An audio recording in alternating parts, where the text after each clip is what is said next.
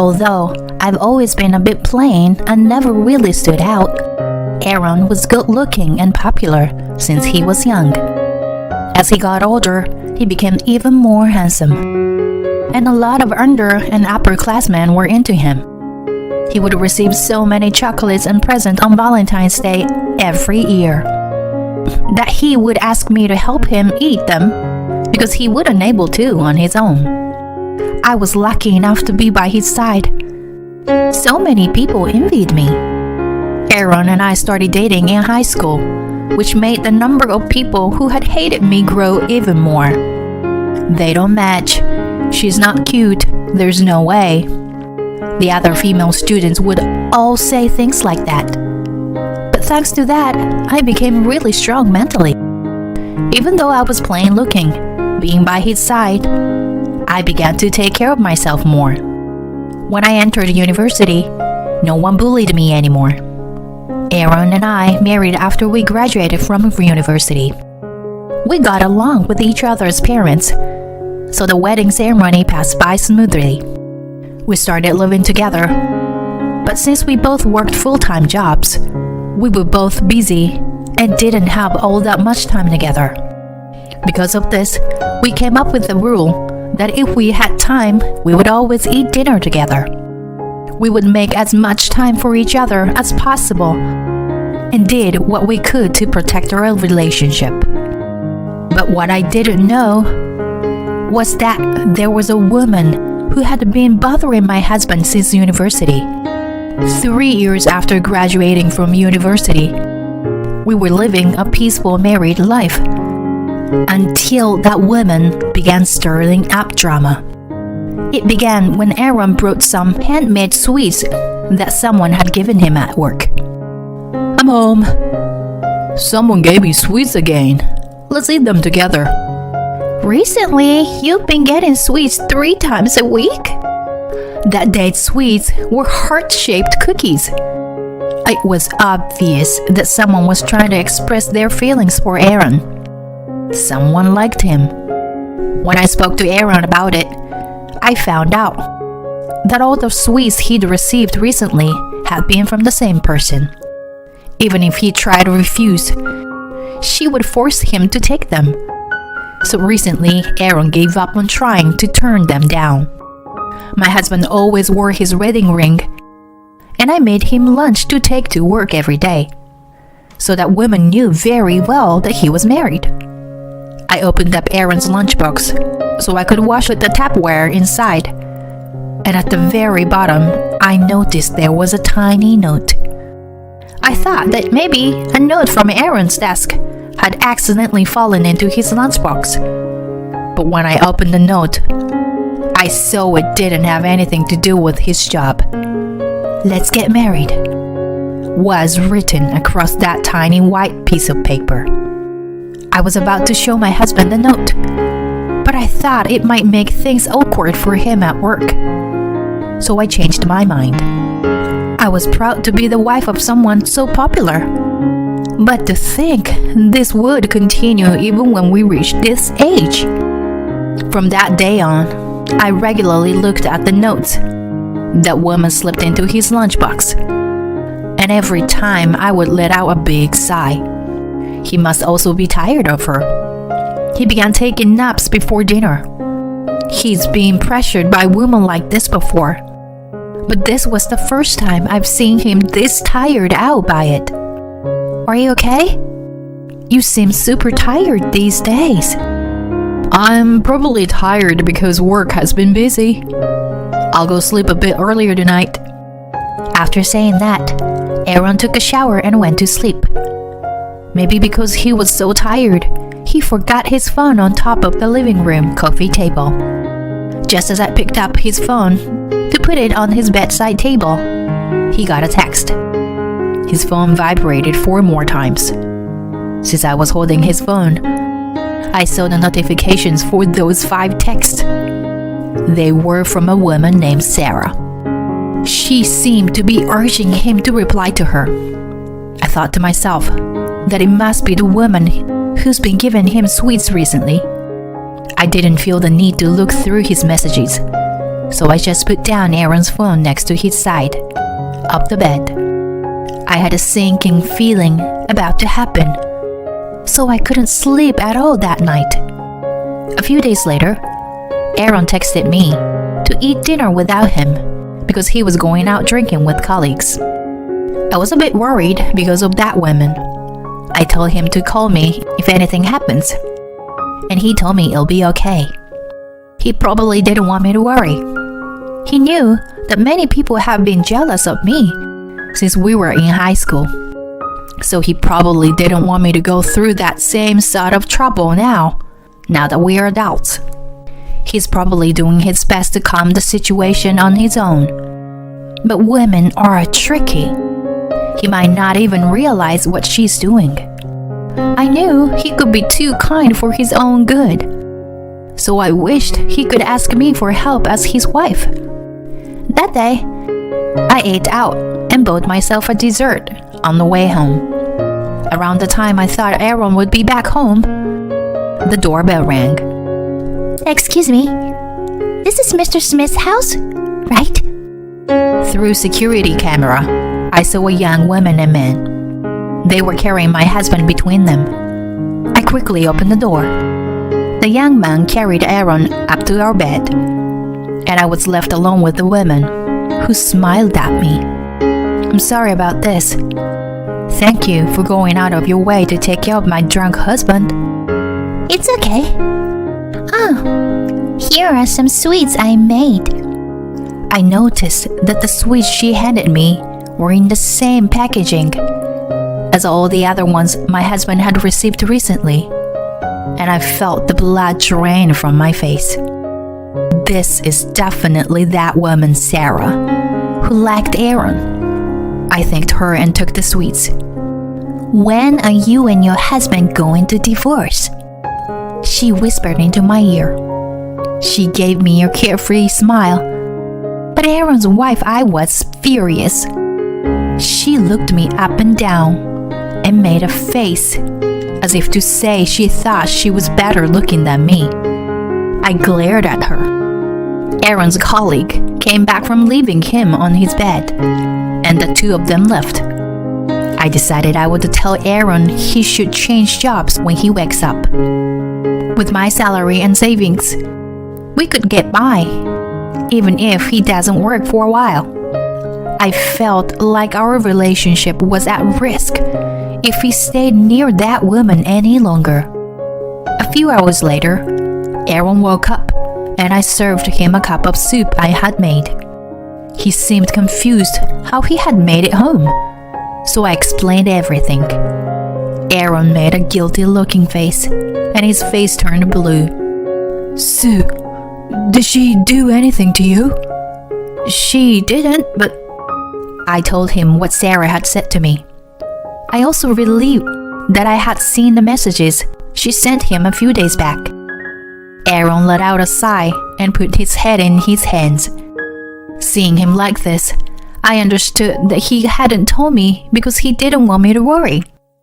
I didn't want him to be troubled with this anymore. So I spoke to him about changing his job. He didn't want to bother me while he was looking for a new job, but eventually he agreed. The next day, Aaron spoke to his bosses and quit. When Sarah realized Aaron wasn't at work, she assumed he was sick and began forcing her way into her home to take care of him. I would try to push her to leave, but she would then burst into tears. It was tough to deal with. If you keep this up, I will call the police. I was just worried about him. Sarah began coming over nearly every day. It was getting scary. I would have to pull all my effort into pushing her out of the house. Aaron was getting tired of her too. At this point, she was basically a stalker. Things escalated day by day. At Aaron's ex-job, they tried to help cover up the fact he quit by telling her that he had changed departments. But she ran all over the company trying to find him.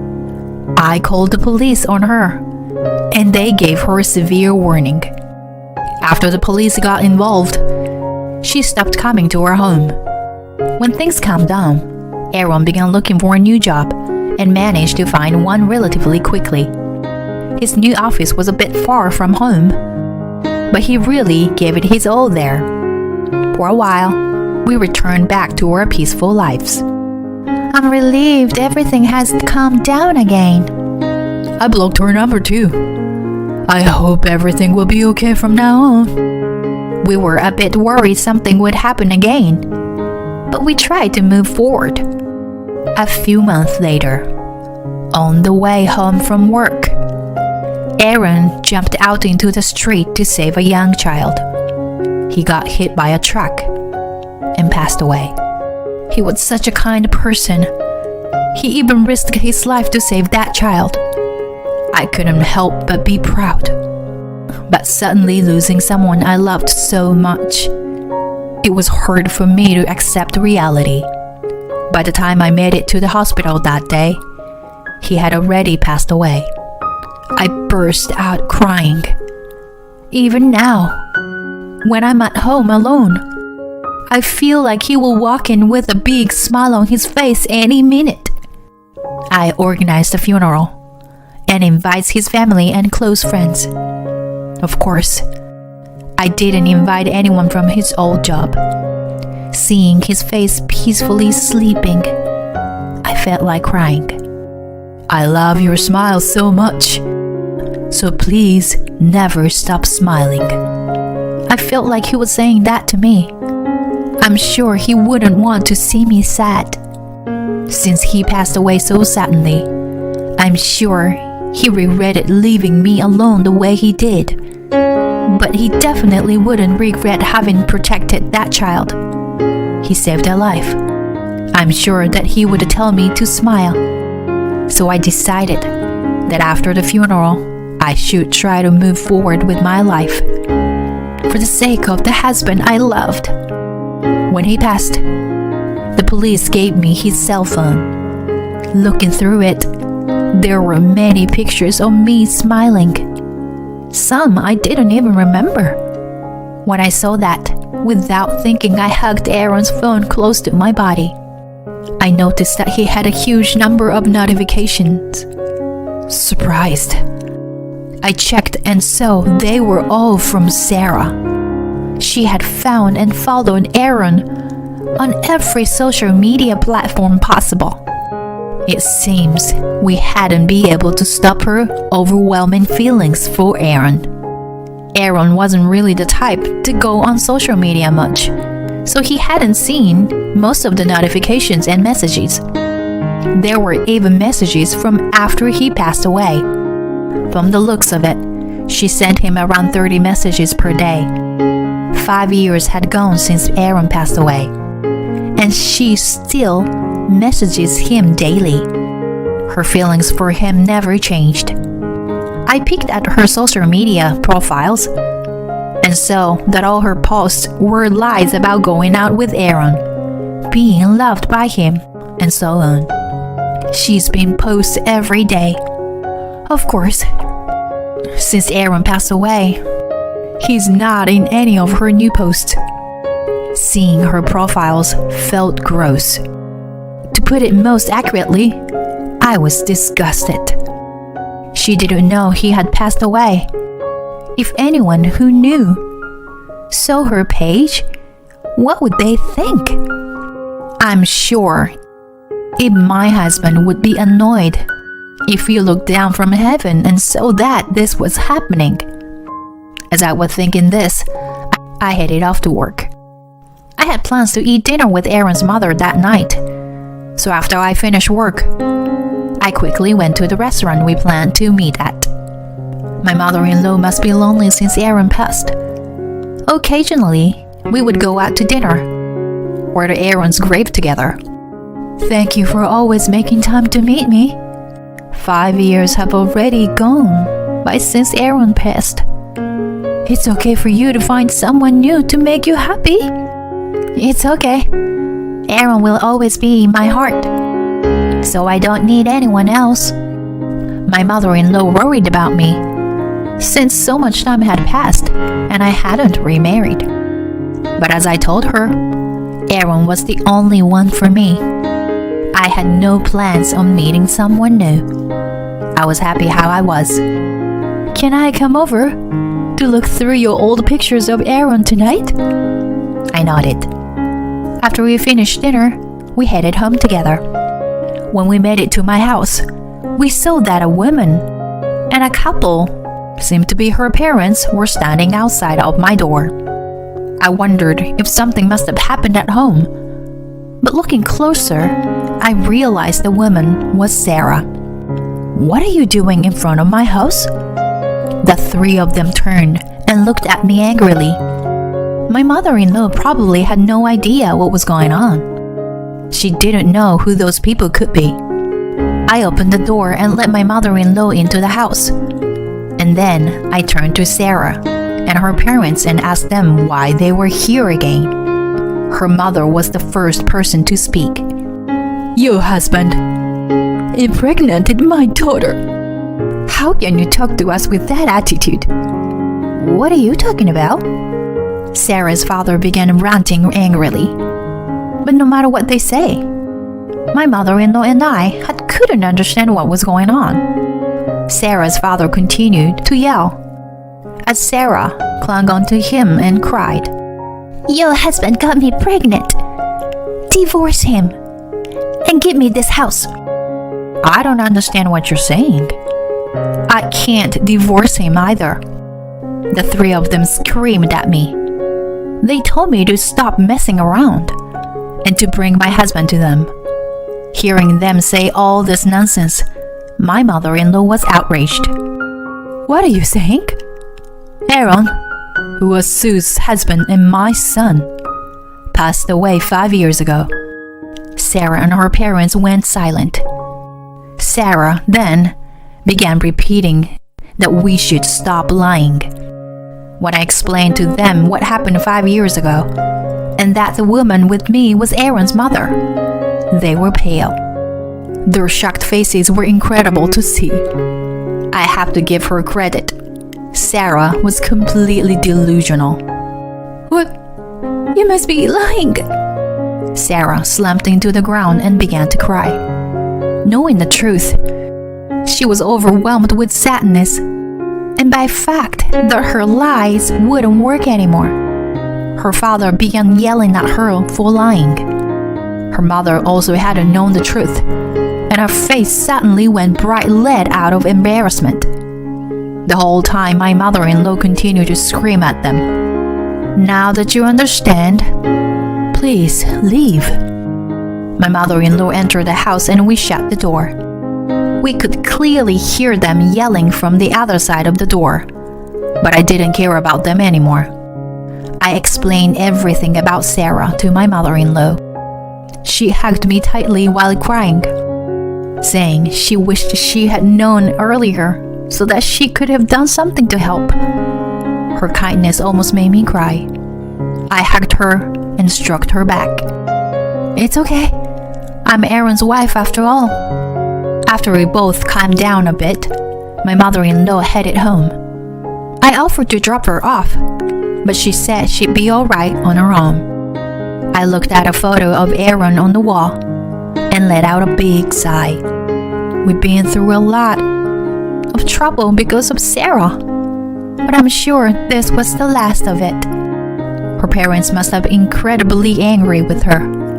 I'm considering reporting her to the police, but I decided against it in the end. I checked on her social media accounts, and so she had deleted everything. To my relief, she also stopped sending Aaron messages. I put my hand on the photo of Aaron and closed my eyes. She finally understood. The next day, Sarah's parents came with some sweets and apologies. They said they wanted to apologize to Aaron as well, and they stepped inside. They stopped in front of a photo of him and apologized out loud. I glared at them and said I wanted them to promise me something. I told them to promise me they would never let their daughter come near me again, and that if she ever does, I will call the police. I told them what Sarah had done until now, and they promised me they wouldn't let her bother me again. This should be the end of it. I'm sure even Aaron is relieved up in heaven. Sarah's parents left. It's incredible how dedicated Sarah's love was, but I want her to understand how much trouble she caused us. I hope she can also be happy one day. A few more years passed since then, and I still haven't considered getting remarried. I'm sure I never will. Aaron will always be the one in my heart. I hope he's smiling in heaven.